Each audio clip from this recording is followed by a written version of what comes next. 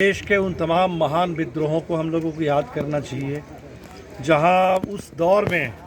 देश के दबे कुचले लोगों ने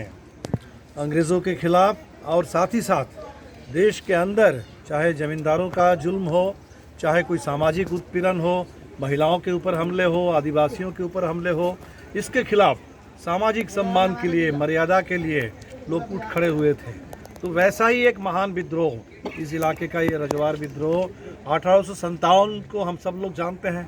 हमने देखा कि जब हम लोग अरवल गए थे वहाँ और फिर कुछ दिन पहले अभी नीलांबर पीताम्बर के वहाँ गए थे पलामू में, तो वो 57 से लेकर के 59 तक करीब 2 साल चला और यहाँ के हमारे वीर नायकों ने, वीर योद्धाओं ने 10 साल तक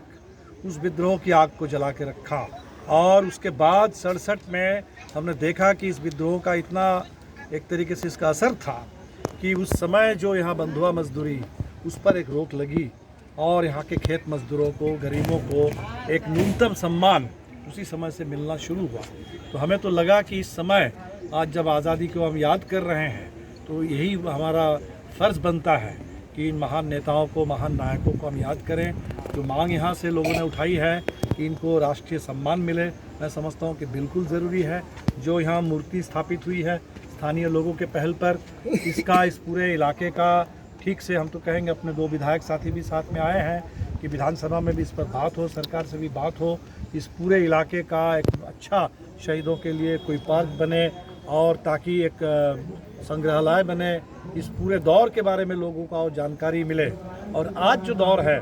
सच में बेहद कठिन दौर है, आज़ादी का इतना अपमान हो रहा है। अभी हमने देखा कि ब्रिटेन की रानी का निधन हुआ और 13 से 15 हम जिस झंडे को लेके कह रहे थे कि हर घर तिरंगा,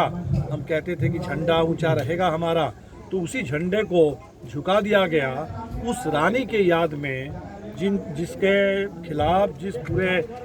राज के खिलाफ हमारे यहाँ के साथियों ने विद्रोह किया था, 1857 ने विद्रोह किया था। तो हमें तो लगता है कि कहीं ना कहीं आज़ादी के आंदोलन का उसकी जो शानदार विरासत है, जो भावना है, उसके साथ भी कुछ मजाक हो रहा है, उसके साथ अपमान भी हो रहा है। तो हमें तो बिल्कुल उल्टा, अपमान तो बिल्कुल जो कर रहे हैं बहुत गलत कर रहे हैं। हमें तो सम्मान करना है और सीखना है, प्रेरणा लेकर के जो आज की लड़ाई है देश में लोकतंत्र के लिए, आज़ादी के लिए, संविधान को बचाने के लिए। देश में जिस तरह से देश को बेचा जा रहा है, 2-4 मुट्ठी भर पूंजीपति हैं, अदानी अंबानी जैसे कुछ लोग हैं जिनके हाथ में पूरे देश को बेच दिया जा रहा है। तो देश को